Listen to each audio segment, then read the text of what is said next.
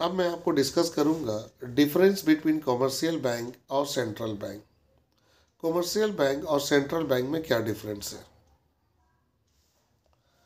तो सबसे पहली इंपॉर्टेंट चीज बेटा ये है, और वो है मोटिव। बेटा सेंट्रल बैंक का पहला मोटिव क्या है? सेंट्रल बैंक का मोटिव होता है प्रॉफिट कमाना नहीं।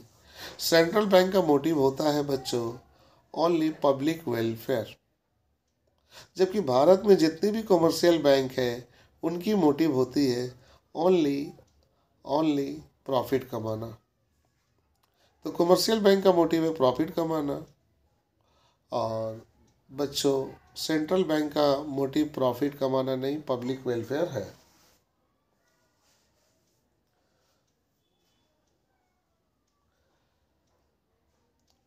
Issue of currency. बच्चों भारत में नई नोट की प्रिंट करना, मार्केट में करेंसी इशू करना, इसकी जिम्मेदारी सिर्फ एक ही बैंक के पास है, और वो है सेंट्रल बैंक ऑफ इंडिया। वो है सेंट्रल बैंक ऑफ इंडिया। और कॉमर्शियल बैंक के पास ये राइट नहीं है। कॉमर्शियल बैंक का पास सिर्फ राइट है उस नए करेंसी को मार्केट में सर्कुलेट करना, उस करेंसी को मार्केट में सर्कुलेट करना, ये कॉमर्शियल बैंक की जिम्मेदारी है।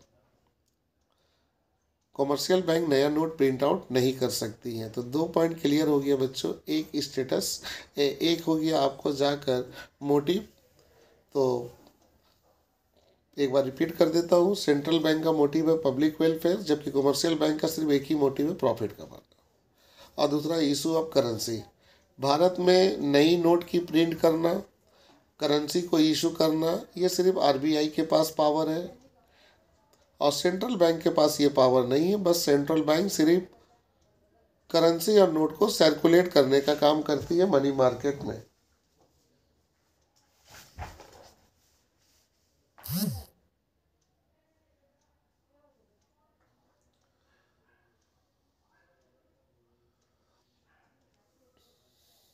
नंबर 3 बच्चों,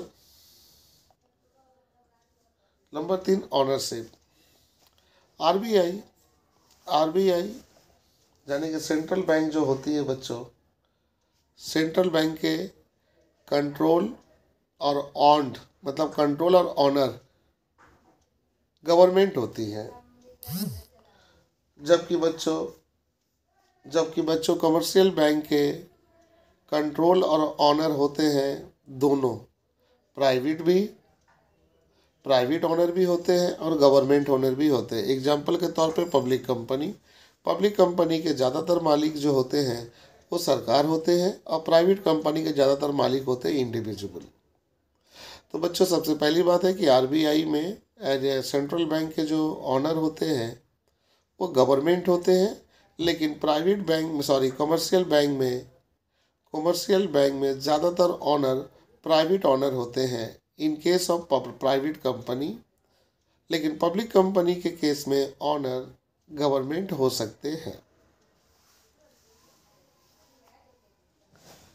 connected with the public. RBI कभी भी पब्लिक के साथ डायरेक्टली कनेक्टेड नहीं होती है। आरबीआई कभी भी पब्लिक के साथ डायरेक्टली कनेक्टेड नहीं होती है। आरबीआई हमेशा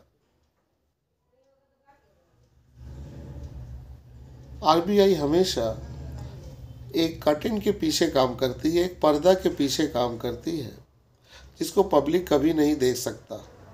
जैसे नए नोट को मार्केट में लाना, नई करेंसी को छापना, इसके अलावा मॉनेटरी पॉलिसी बनाना, क्रेडिट को कंट्रोल करना, ये पब्लिक को दिखाई नहीं देता है। इसीलिए हम कह सकते हैं कि आरबीआई डायरेक्टली कनेक्ट नहीं होती है। किसके साथ? पब्लिक के साथ। पब्लिक के साथ ये डायरेक्टली कनेक्ट नहीं होती हैं। जबकि बच्चों हम कह सकते हैं कि कॉमर्शियल बैंक जो होती हैं वो डायरेक्टली पब्लिक के साथ कनेक्टेड होती हैं।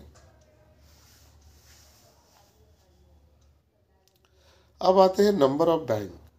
तो आपको मालूम होगा सेंट्रल बैंक भारत में सिर्फ ओनली वन है आरबीआई।